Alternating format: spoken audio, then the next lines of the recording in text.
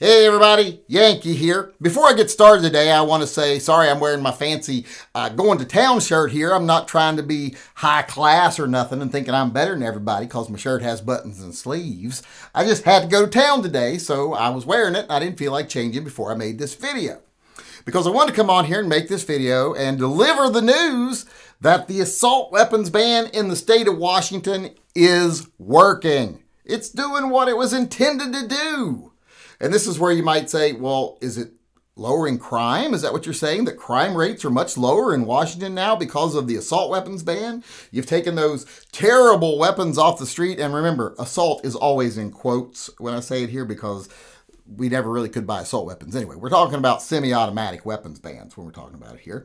But as I was saying, they're doing their job. And no, it's not reducing crime. Remember, politicians don't hate crime. They don't want crime to go very low because then you won't be afraid. And if you're not afraid, you won't say, I need you to protect me and I'll surrender whatever freedoms I got to do it.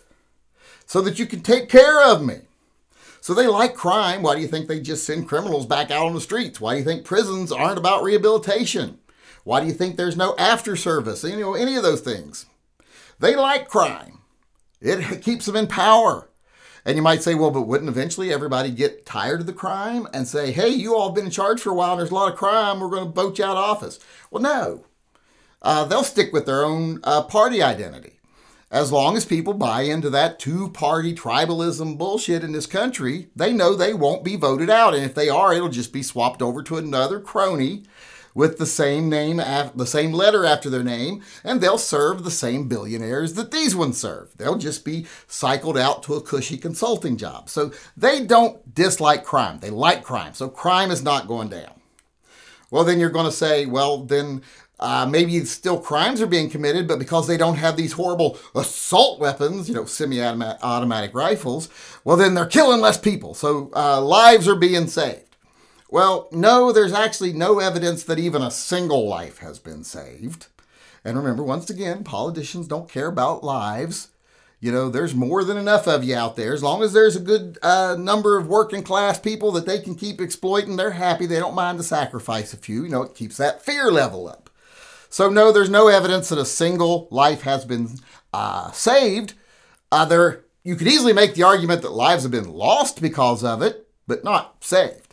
And, you know, they don't want you saving yourself. They don't want you to be able to save yourself because then, once again, you won't need them to help you. So they don't care if some lives get lost just to teach you that you need to be afraid. So that's not it. Well, then you might be saying, well, then what's left? Is it gangs? Are gangs not being able to get a hold of guns now, like these guns, these horrible assault weapons, you know, that gangs use so often, which is almost never. And plus, if you wanted to be in a gang, you could just go down to Mexico. And you could buy weapons way better than what you ever could have bought here legally. In fact, our government will sell them to you so that you can come back up here and use them in like Texas and Arizona, wherever. And so they can say, look, the guns are bad. You know, if this wouldn't have happened if it hadn't been for them guns, instead of saying, well, it probably wouldn't have happened if we hadn't armed those people. But no, that's not what it is. You know, we don't really have a gang problem up here. But if we did, that wouldn't be solved. We only really gangs we have up here are those Canuck gangs that come down from Canada. And, you know, their idea of raising hell is coming down here and lightly brushing into people on the street and only saying, excuse me, once. So we can deal with them, so that's not really a problem. So no, that's not happening. We're not taking guns out of the hands of gang members or anything. So if you're saying to yourself right now, well, then how is it working? Because if you're not saving any lives, crime's not down, you're not taking care of gang problems. We do have a little bit of gang problem here. This ain't had nothing to do with it because, like I said, they don't use semi-automatic rifles. But if it's not doing any of those things, how is it working? Well, in the state of Washington, gun sales for the first 3 months of the year compared to last year are down almost by half. And it might even be worse than that. Because even though I was reading an article and a Washington State patrolman made he was like the chief of police or something there, one of the chiefs, one of the higher ups, like a captain or something. He said, for the first time ever since we're doing the background checks, you can do multiple guns on one background check. It used to be you had to do a background check for every gun.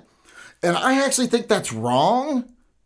Because I remember back in the times, I always did multiple guns on one background check. In fact, sometimes I'd buy a gun, get a background check, and I would buy another gun before it came back. We'd add it to it. And I don't think you can do that anymore. I think you have to have one for every gun. So I think it's the reverse of what he said. But let's say he's right.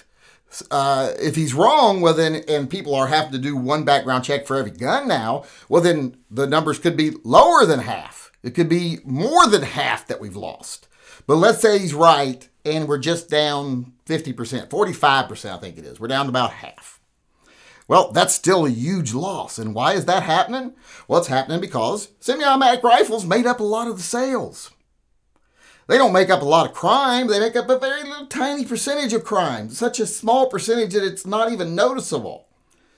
So you might say, well, then why do they go after semi-automatic rifles and stuff? Well, it's because they make up a big part of the business of not only the manufacturers, but the retailers. And in the state of Washington, they've managed to cut that business in half, at least right now. Cutting everybody's profits. They're running gun shops out of business. They're chasing manufacturers out of the state.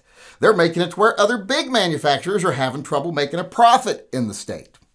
So they're doing exactly what they want to do. Remember, the assault weapons bans have nothing to do with stopping crime, saving lives, or any of that. They're purely about attacking the market. Since they can't take away your rights in most cases, at least not long term, they go after the retailers now. They want to shut down the businesses. And I've said this many times, and this is a perfect example of that. Because even the Bloombergers, you know, that's what I call them, the Bloom Boogies or whatever you want to call them, boogers, they have said, hey, we know assault weapons bans are short for this world. They're probably going to go away soon. With Heller and Bruin and a bunch of other decisions that are fly right in the face of the Supreme Court's recent decisions, the Supreme Court with the cases that are eventually going to get there, even though they've tried to keep their hands off of them as long as they can, are going to get there, and they're going to have to be settled. And the way things are right now, they're going to be struck down. So even the Bloom Boogers have said, hey, they're probably going to go away. But they're not worried about long-term changes to the law right now. Right now, like I said, they're worried about doing these short-term changes. If they can starve the businesses in a state for a year or two, while stuff goes through the courts, they can run them all out. And then they can work with their cronies in the federal government to not give new FL licenses so they can make sure that market doesn't come back. And then you won't have access to firearms. You can't go to another state and buy them. They'll make that illegal. It's already illegal to just go buy them. You have to have them sent to an FFL here. And if there's no FFL here, how are you going to get it here? So that's their whole goal. Their goal is to drive retailers out of business, small manufacturers out of business, or at least out of the state, and make it to where it's not profitable for bigger companies to even deal here. And even if they did want to deal here, there won't be any retailers for them to deal with. That's their goal, and it's obviously working. And we knew it would. Because, like I said, semi-automatic rifles and all the things covered by this make up such a huge part of the market. That's like saying you went into a grocery store and, you know, we don't really want to hurt your business. We don't want to make it to where you can't flourish. But you can't sell eggs, milk, you know, meat, any of those things. Well, how's a grocery store going to stay in business without being able to sell those things?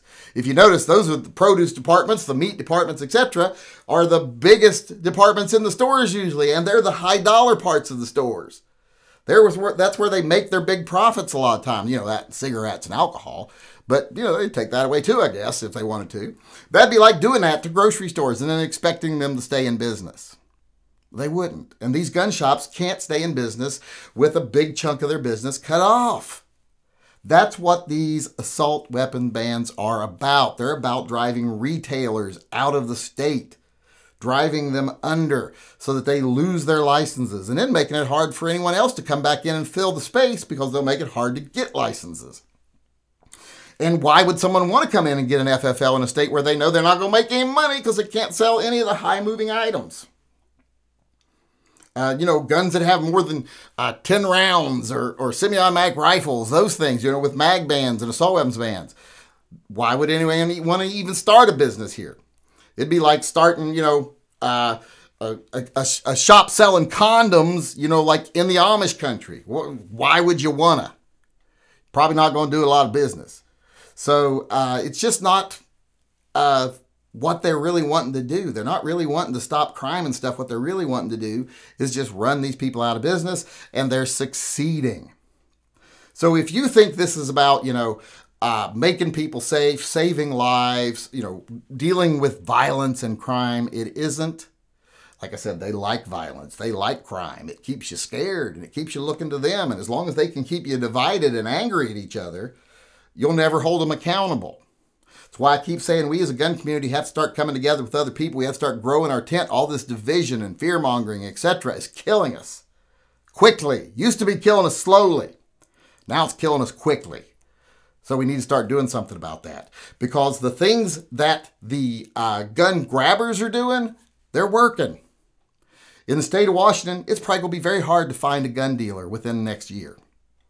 And it's going to be hard to find someone that manufactures anything like ARs, etc. in this state in a couple of years. Because they'll all be under.